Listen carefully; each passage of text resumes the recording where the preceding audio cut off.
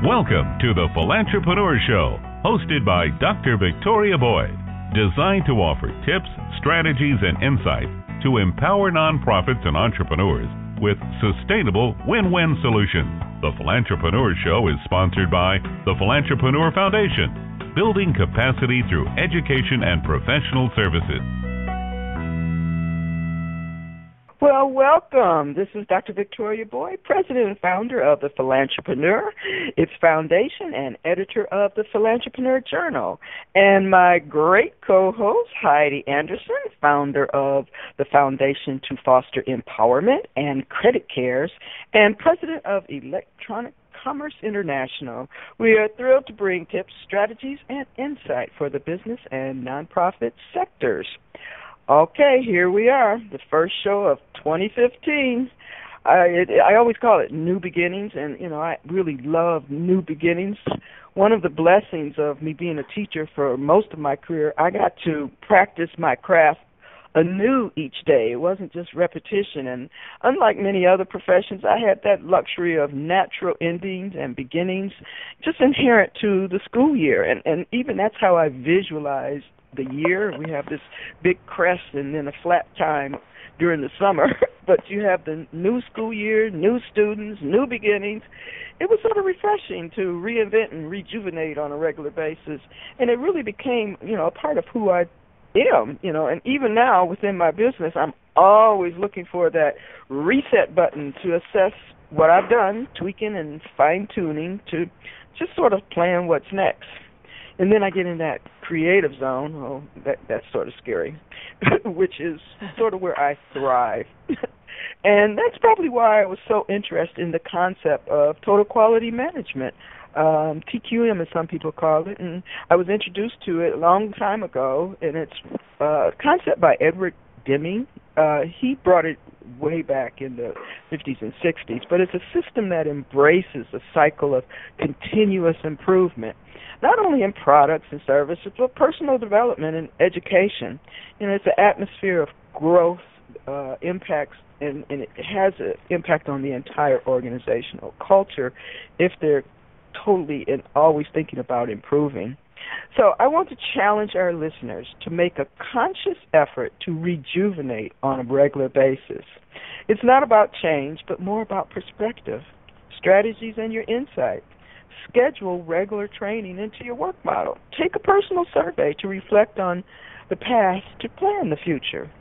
I'm so rejuvenated this January. I have a new training series starting on management, and it will cover elements of TQM.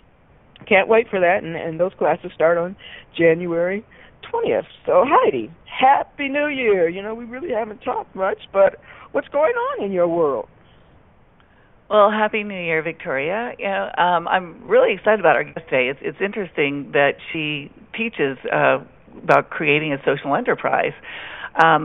Before I even heard the term social enterprise, I created Credit Cares. And I created it, though, not from a nonprofit aspect of a way of raising money for my nonprofit and getting into business.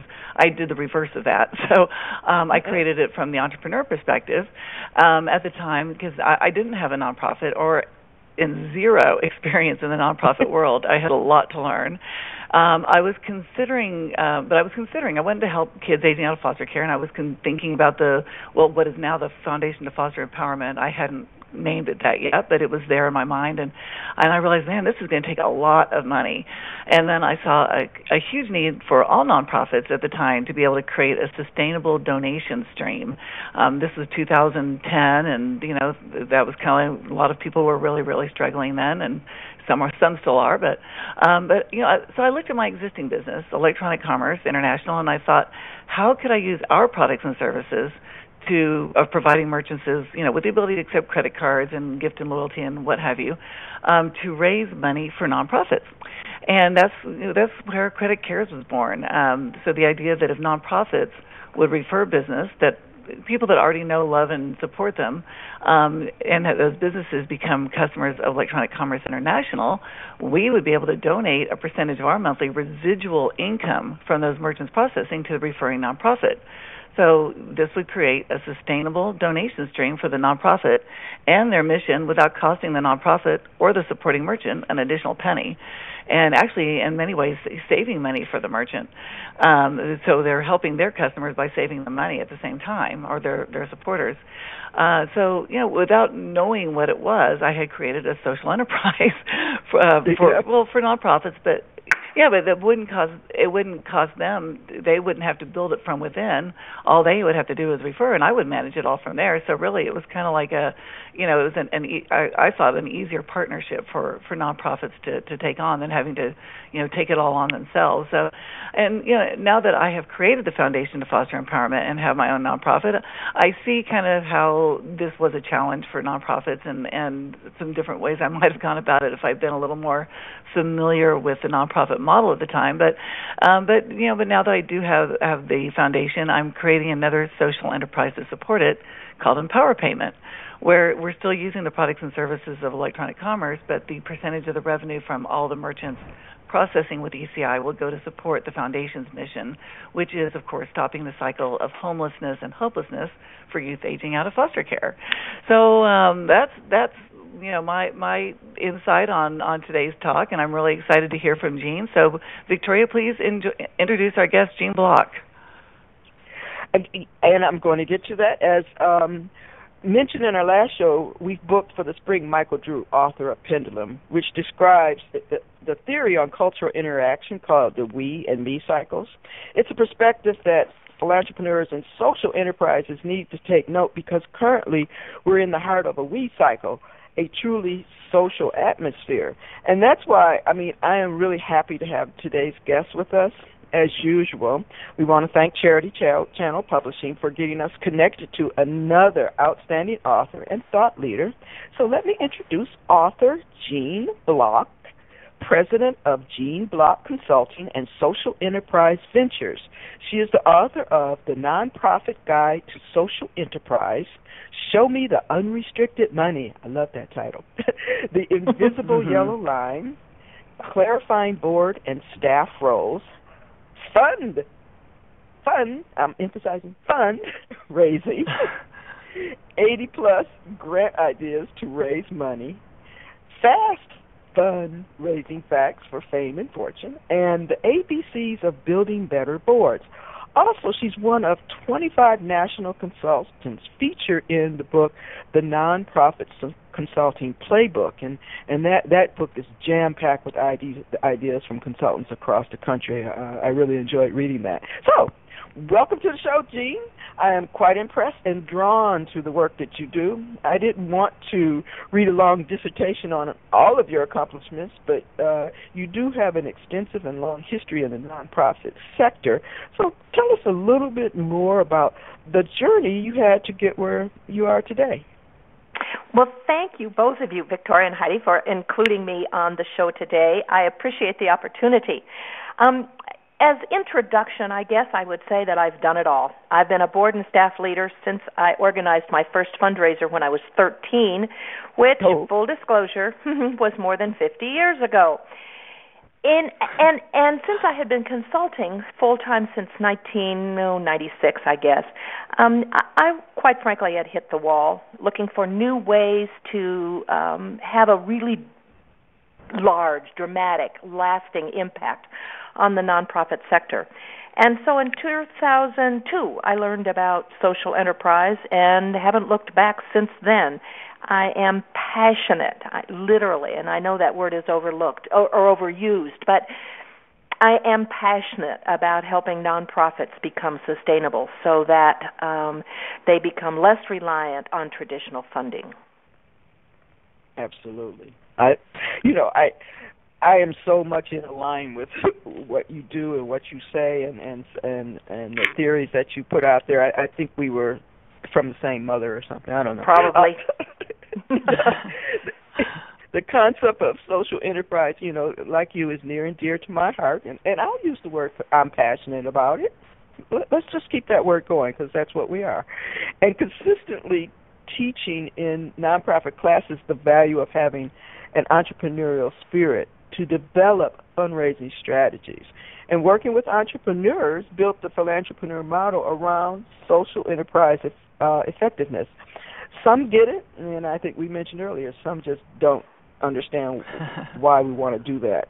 So I'm really glad that we can discuss this today. So let's start with just the basics. What is the definition of social enterprise?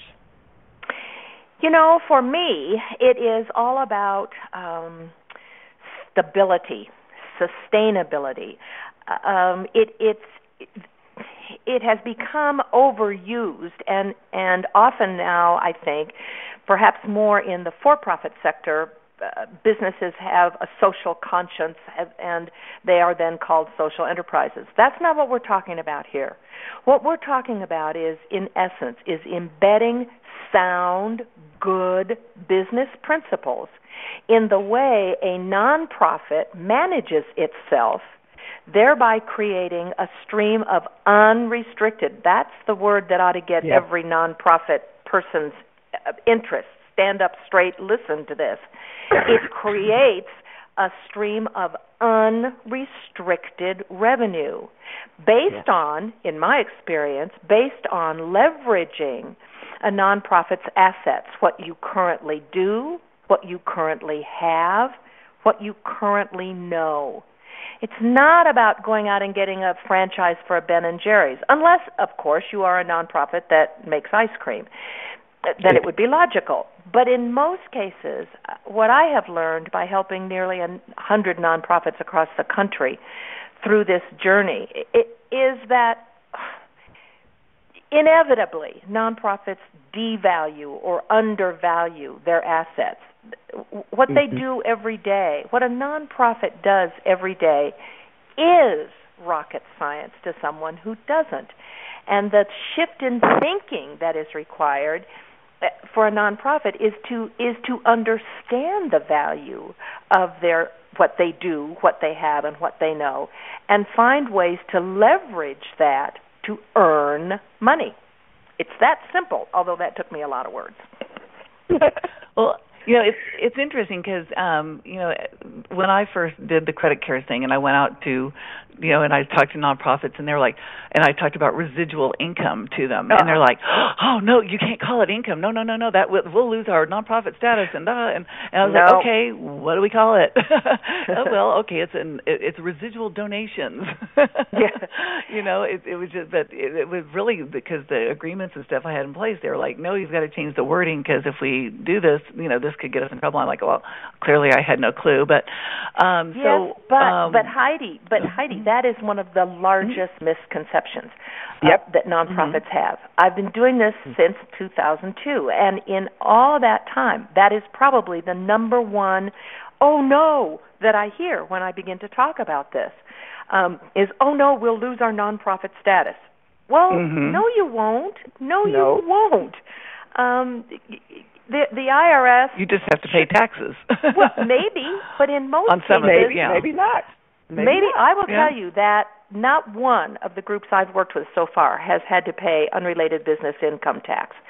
Because what the IRS says about that is, in essence, if your social enterprise is related to your charitable purpose, it's exempt until or unless it becomes a significant part of your income and uses a significant part of your resources to generate it. Well, then the IRS should be looking at nonprofits and saying, well, what are you exactly?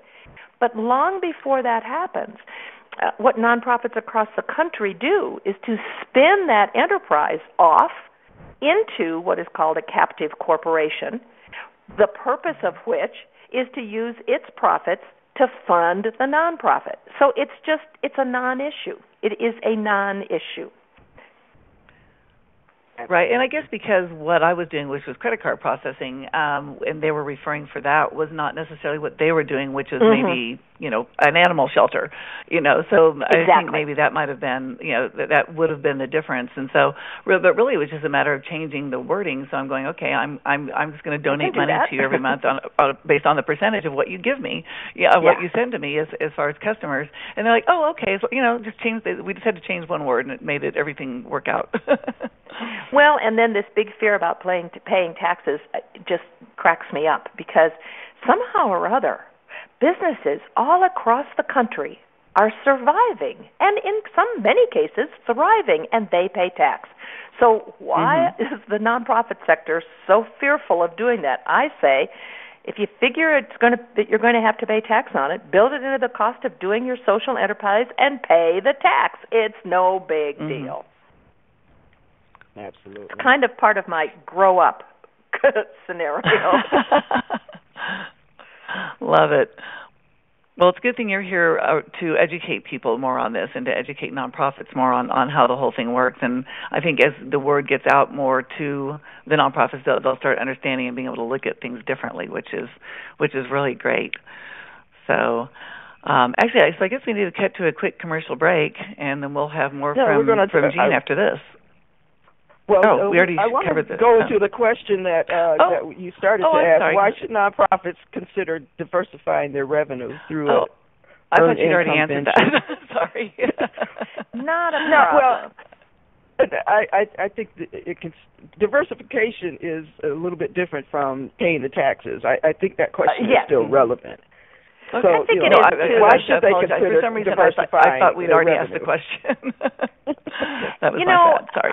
Anybody who has been a board leader or a staff leader or a board person or a staff person in a nonprofit for any length of time certainly ought to be aware of the pretty dramatic changes that are happening in the whole sector and what influences and affects us. Funding sources are changing. There's less to go around than there was before. Certainly any nonprofit that has relied to a large extent on federal grants, federal money, has been seeing, and will continue to see the squeeze on that. That's not going to change. That's not going to go away. No. And so I think this change in the funding environment, the change that corporate funders, that foundation funders, that grantors, certainly those from the federal government are saying, the message is clear. Y'all, you got to start sustaining yourselves. You can't continue to rely on us. You can't continue to send out letters saying, "Oh, please help us, please help us. I don't know what we'll do if we don't get the next the next donation." That kind of management that has carried nonprofits for years, that kind of management doesn't work anymore. And donors, grantors, funders are beginning to say, "You know what? We're not buying that.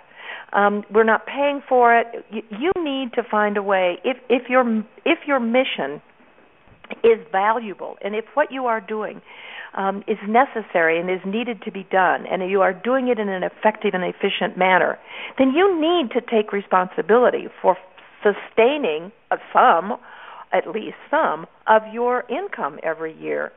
So the bad news is that shift has happened, and many nonprofits across the United States are not ready, and are having to cut staff, programs, vital things. That's the bad news. The good news, from my perspective, is that is forcing a culture of change on the nonprofit sector that has, for many, many, many, many, many years, relied on now no longer effective ways of sustaining themselves. So the good news is, instead of closing shop, laying off staff and saying, "Nope, we can't do it anymore," there are alternatives, and generating unrestricted revenue is the best alternative that there is. Absolutely. I was talking to a client just yesterday, and he kept talking about, well, we have to get these grants out now that I have my determination letter. And I was like, well, I mean, your organization you're not grant ready. You don't even have your infrastructure put together. I said, stop thinking about grants. Go back to let's look at sponsors and who your major supporters were. I had to stop them, and unfortunately, some are having a hard time getting out of. We'll get it from grants, and that's just not happening in this day and age in the nonprofit sector, and that's also why social enterprise has I've been drawn to it because it is the next path. It is the next strategy. It is how nonprofits will have to evolve and survive in the future. So, and you talked about some misconceptions and, just thinking you can survive off of grants in the future. Back in 2009, there was also a shift in corporate sponsorship where it went from just the cause marketing terminology or just giving out money to nonprofits, thinking, they'll put my logo on it. It became what is called meaningful marketing, where they look for alignment. They look for partnerships. They look for how can we build this message together on a long-term basis. And also the term congruent to that was impact investing. Yes. And so they started looking at how can we invest and have impact with the money we give. And in turn, they wanted measurements to come back from the nonprofits. And so, again, it's looking at how is that management happening within the nonprofit to serve its donors, those people that are supporting them. So a lot of that is the model of the Philantrepreneur. What's on my website, I talk about the shift from cause to meaningful marketing, how it's now just not sponsorship but impact investing, and how there needs to be a congruence of interest for the corporations to even look at you, which is their form of social enterprise, as you mentioned. So those are some of the common misconceptions that you and I we've probably been talking about it for years. The bottom line here, I think, is that everything is changing. Everything is changing. And if the sector and nonprofits within the sector continue to operate in old think, or what I call charity think, and I say it with that whiny voice, too. I call it the poverty mindset. That's exactly it. Woe is me, help us. Oh.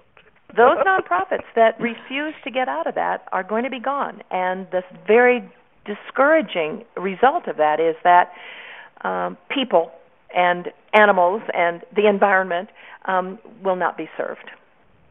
Yes. So wake up.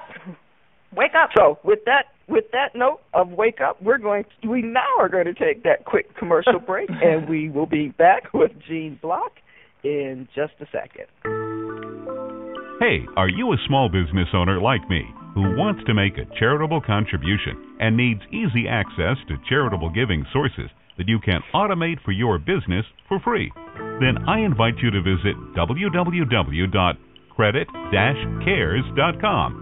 They have charitable giving options using their innovative merchant platform that helps nonprofits raise money and helps merchants make contributions at no additional cost to them using the products and services of Electronic Commerce International. Our giving options are easy to set up for small business. So if you have a business entity, we can donate in your business name. Go to www.credit-cares.com and see how you can make a difference every day by doing what you already do. Go to www.credit-cares.com and fill out the form or call 855-782-2737 for more information on how your business can be a difference maker in your community. Okay, we're back with the show, and this is our Philantrepreneur Show Tip Time. We always try to bring some insight or information just for our listeners that hopefully they'll find useful. Today, the world of entrepreneurs and nonprofits is often a scenario of limited time and resources, which unfortunately leads to unproductive or bad choices. We mentioned earlier about building continuous improvement into your organizational system. So, allow time or schedule regular training as a part of your workday, not after work hours or on weekends, where from the start the mindset has it as a burden or imposing. Learning can be a part of the culture you create, is empowering, and demonstrates that you value growth and knowledge.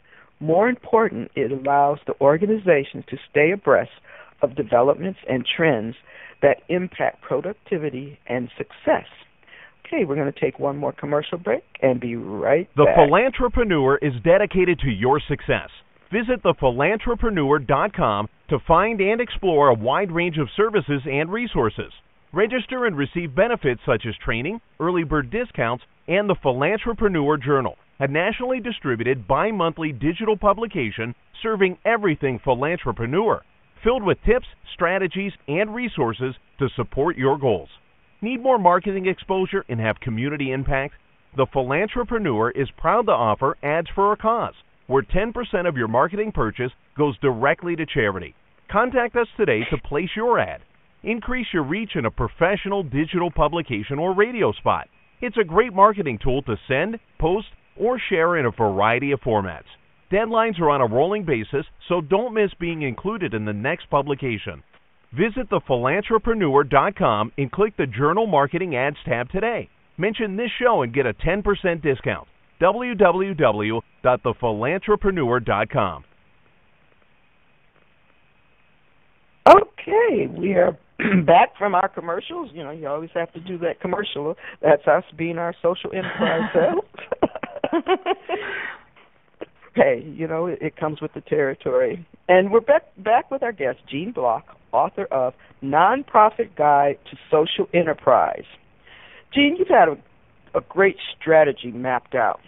And I think they're called 7 critical steps. So what are the 7 critical steps required to get from idea to business plan? I'm so glad you asked. Let me frame our 7 key steps with the first premise, if you will, the first background piece, which is critical. Moving your nonprofit from charity think to operating, can't help it, to operating like a tax-exempt business, which is what you are, like it or not.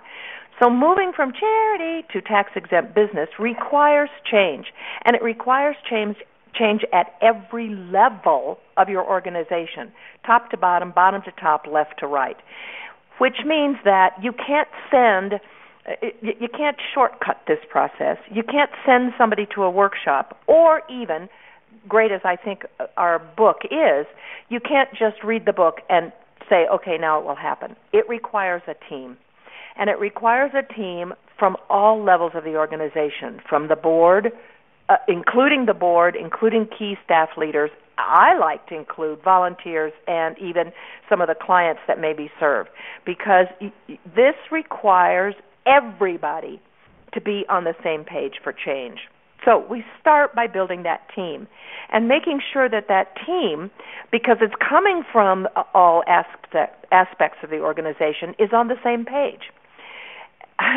Much as we'd like to think that everybody understands the mission and has the same vision for our organization and the same goals, it's just not the case in reality. And so the first step in this process is to do exercises with the full team that make sure that we are on the same page. Vision, mission, goals. If we're going to have a social enterprise, if we're going to earn revenue, why? Why are we doing that? What do we expect to achieve? What mission goals will be, do we want to put out there? And then what do we think? What do we just think it might take us? How much revenue do we need to do those mission goals, and by when? That's going to take a considerable amount of conversation and agreement from this diverse team within the organization. So first step, team, getting them on the same page. The second step then is to do what is hard. Oh, it is hard. Build an asset inventory. List every single thing down to the smallest little piece of what your organization knows how to do, what assets you might have that are underutilized. What do you do? What are your core competencies?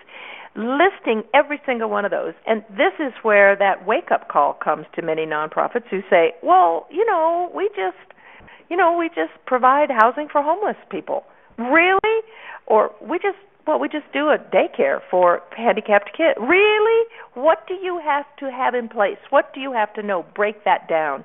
Because, as I said earlier, what nonprofits do every day is rocket science to someone who does not, whether that someone is another nonprofit or that someone is a for-profit. Now, once that hard work is done, building that inventory of an organization's internal assets, then we got to brainstorm ways that those assets could be leveraged into revenue. And brainstorming is brainstorming, so everything's a good idea at this point. And even small organizations that I've worked with in the past have been able to fill pages when they start brainstorming and ask all their staff and ask volunteers and ask clients and ask funders even, anybody who is a stakeholder in that organization to say, well, here's what you might be able to do. You can fill pages of ideas. Well, that's great, except we can't take pages of ideas to a business plan. We can't write a business plan for every idea. So we need to narrow all those ideas, all those great ideas, down to one or two that we believe then, looking back, will serve our mission, will serve our vision, and reach those mission and dollar goals that we set originally. But then, and this part is easy, then the work begins. And I call it work because it requires, these next steps require disciplines, maybe, is the right word, that many nonprofits do not have, or if they have them, they do not exercise these skills and these disciplines. The single, in my mind and in my experience, the single most important step in getting from idea to business plan is market research and feasibility.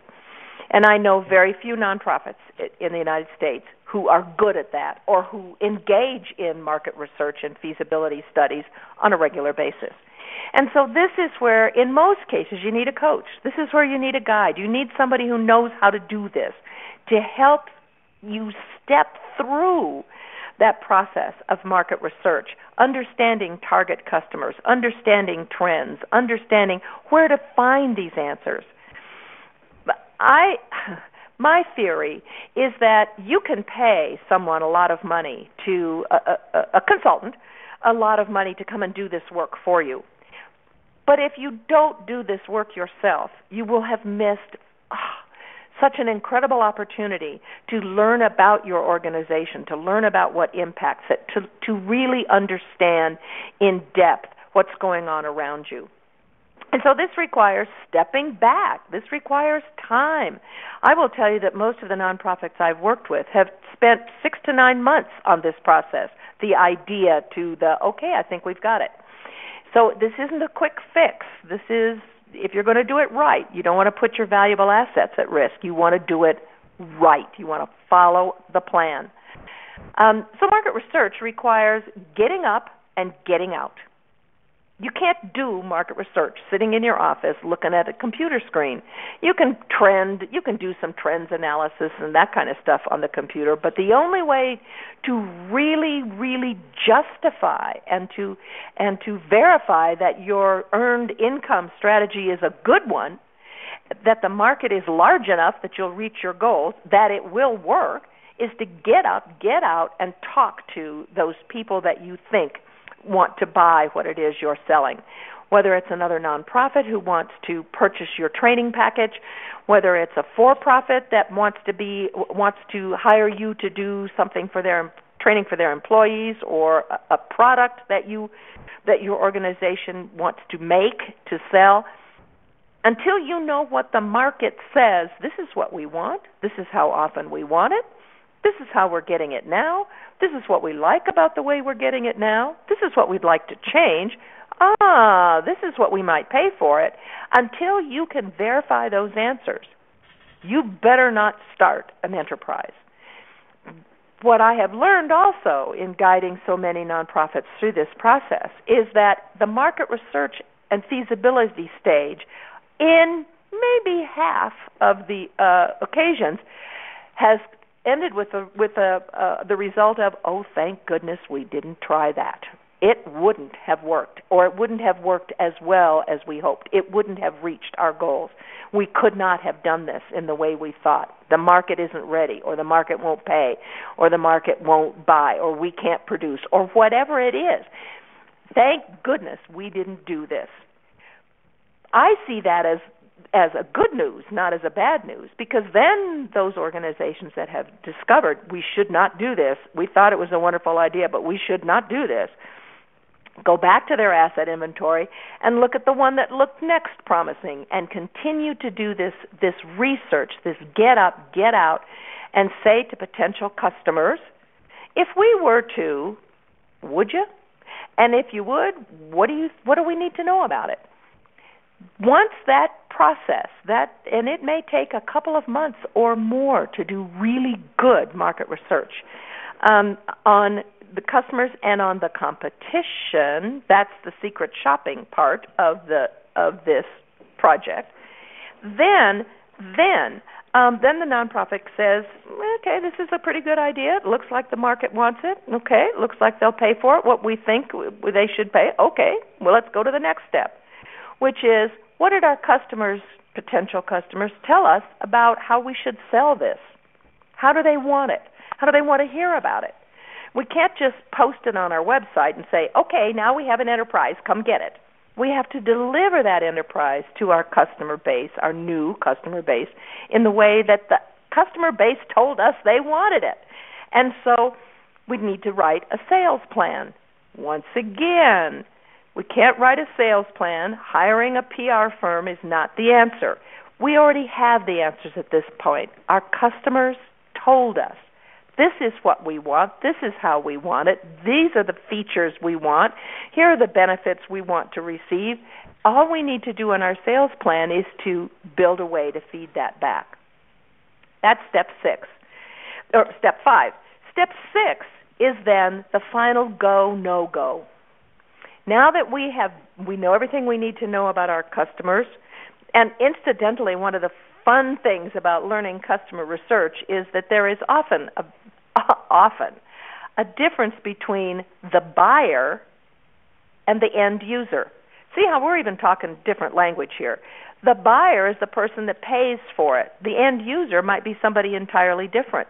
They will have different motivations. You'll have different ways to reach them, and they will tell you what those are and what will work. The sales plan needs to feed that back. Then the last go, no-go is, can we afford to do this? Based on what our customers told us they would pay, now we have to do a thorough costing analysis. And this is different from not traditional nonprofit costing, because everybody knows how to cost for a grant or do the United Way thing. We all know how to do that. I'm not talking about that kind of costing. I am talking about counting the ceiling tiles above the person or above the copy machine or above, down to that level of costing. What truly will it cost us to deliver this social enterprise? We can't build this into the cost of doing our regular nonprofit because this is separate. If at the end of this costing analysis it still looks like a go, everything is pointing to, yes, we can reach our goals, yes, the market wants it, yes, they'll pay for it what we can afford to produce it for with a profit, then we can begin to put that business plan together. And writing a business plan is not brain surgery. It's easy. Writing the business plan is easy. It's all the work that goes into it that is hard. There are business plan templates all over the internet. In our book, we give a simple one, but everybody keys in on I got to write a business plan. Yeah, that's the easy part. It's doing that work for those months ahead of time. That's a little harder. Are you still with me, or did I just take you yeah, to another zone? We're enthralled. No, really great information. I'm sure a lot of our nonprofit listeners are starting to think about going, okay, this is something I need to do. So, to help get their juices flowing, why don't you give us some examples of successful social enterprises that were generated by nonprofits that you've worked with? Oh, there are many, but I made myself a quick list of how diverse some of them are, and I'll just read them out to you from my little notes here. One organization that serves handicapped adults, disabled adults, has started an organic greenhouse business, and they provide all of the organic greens, and sprouts, and wheatgrass to the Kiva juices and to the major manufacturing companies for their cafeterias. They also produce pet grass for the pet food stores, which I adore. Pet grass, you know what pet grass is. It's a little canister with real grass in it that you feed your indoor cats and dogs, and then they yak it up. I mean, I've said that this group must have a secondary backup business that's called Pet Grass Cleanup. But whatever. So that's an example of an organization who serves its clients with training through their social enterprise. One organization brought the car donation program that was run for them by a for-profit in another state, brought that inside, hired staff, because this is not what they did, hired staff to run with car donation program skills to run this program, which became extremely profitable in its first month. They do not pay tax, because this is totally unrelated to their charitable purpose, which is a home away from home for cancer patients. They do not pay tax on this because, here's another loophole, they are reselling donated goods. And so there is no tax on that. And they are in the millions of dollars of net revenue from this. Daycares are common. Daycares for organizations that may have daycares that are only open, for example, during the school year. But then here's an underutilized asset. Then you have teachers and staff during the summer and vacations where your daycare isn't open. Open that then as a respite daycare. I have one organization that started a print shop. They had, again, serving their current clients, but opened a print shop and have become very profitable with their print shop. Another organization that served formerly felons coming out of prison who needed to have life skills and job skills and work skills started a landscaping company. And so they have a constant source of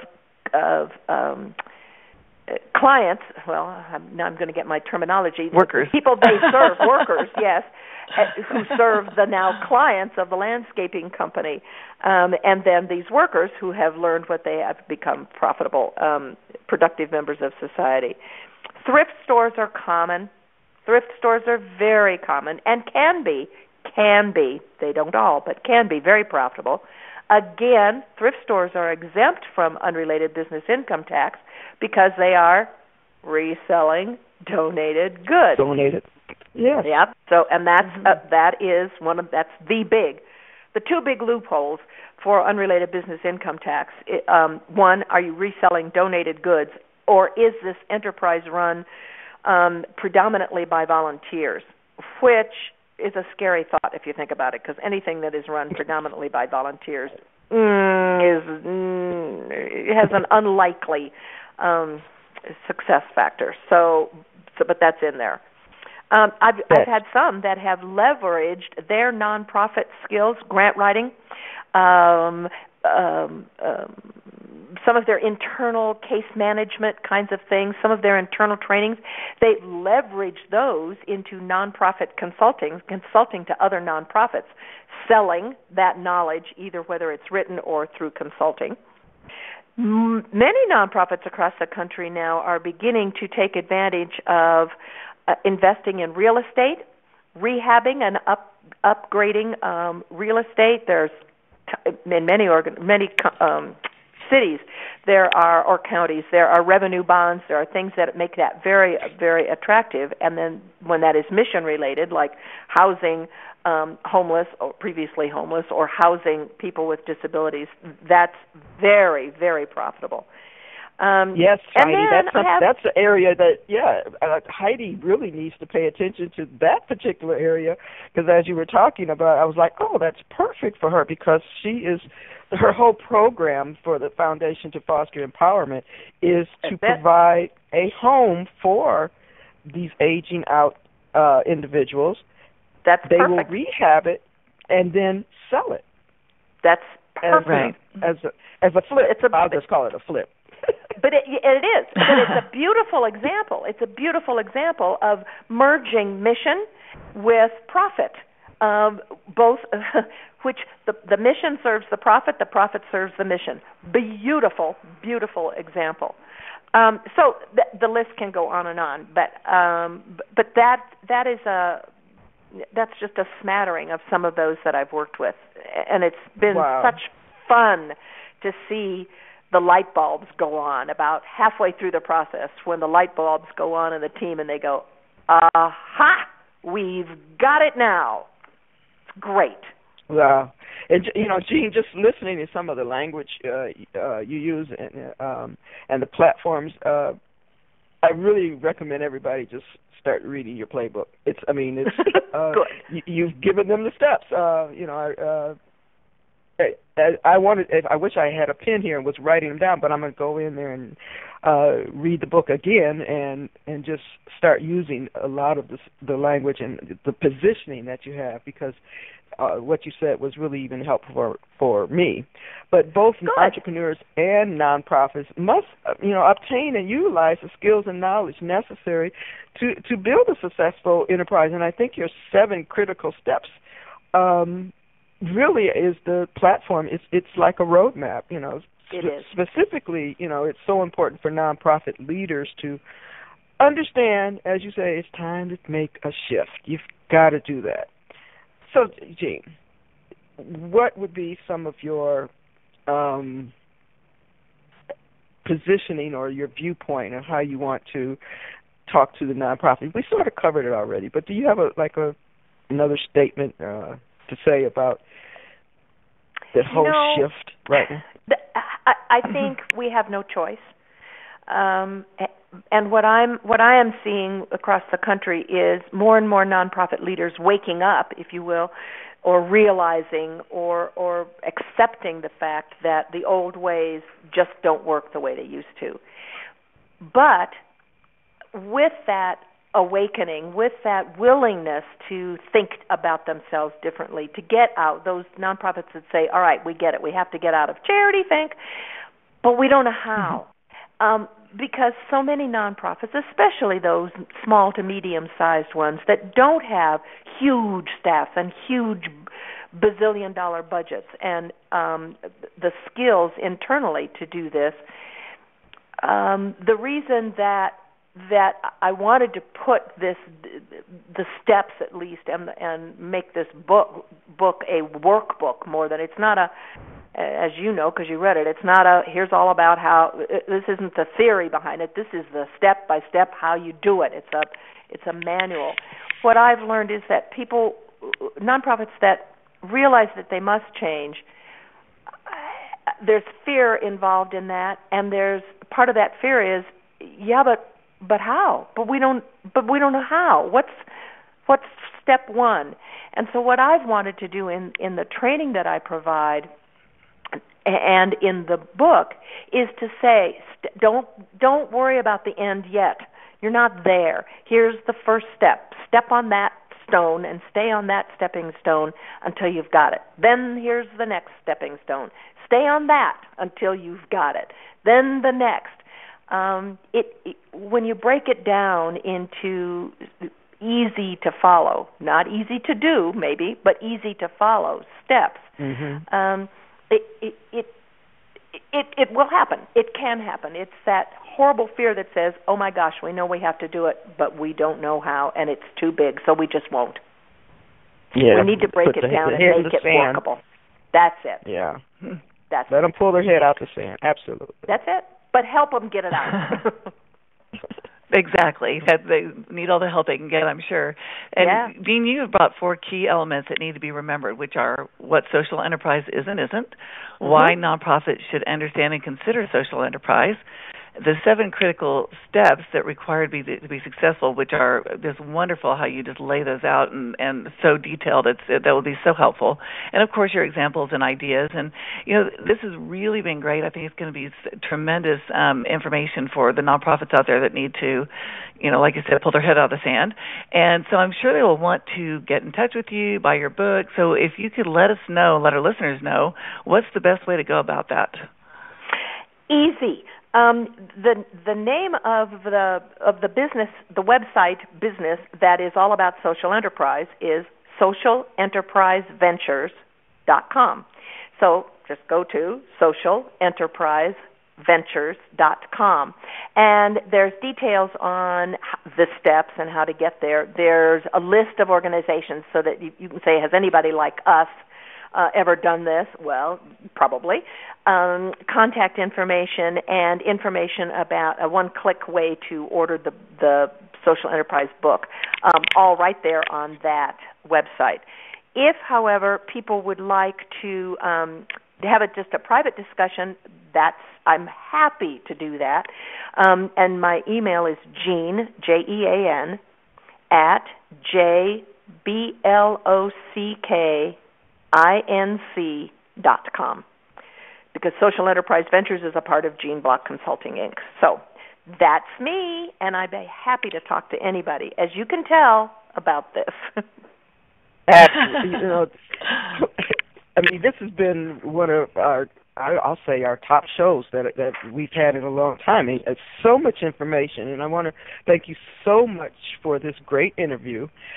Listeners, also remember, if you want Jean Block's book, Nonprofit Guide to Social Enterprise, Show Me the Unrestricted Money, and support the Philantrepreneur Foundation, visit the bookstore at our own website, www.thephilantrepreneur.com, and a portion of every purchase is donated to the Philantrepreneur Foundation.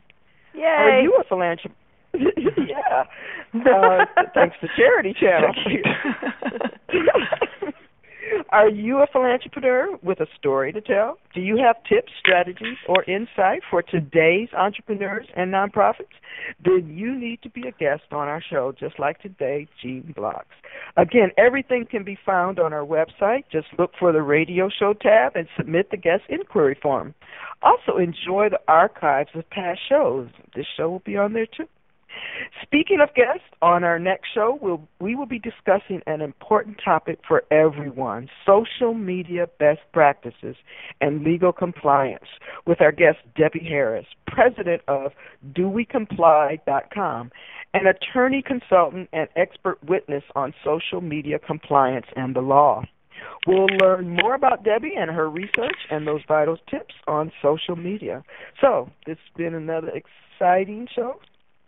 Tune in next time, January 21st, for the Philantrepreneur Show. This is Victoria Boyd. I can't even say what, but this is Victoria Boyd. And there's Heidi Anderson, my co-host, saying thank you for joining us today. Everyone have a great day. Thank you for tuning in to the Philantrepreneur Radio Show, hosted by Dr. Victoria Boyd. Get involved. Follow us on Facebook and other social media outlets. If you wish to share comments or suggestions or appear as a guest on our show, visit www.thephilantrepreneur.com. Contact Victoria Boyd. Email her at theboyd@thephilantrepreneur.com. The Philantrepreneur Radio Show is a production of and sponsored by the Philantrepreneur Foundation, a 501c3 tax-deductible organization.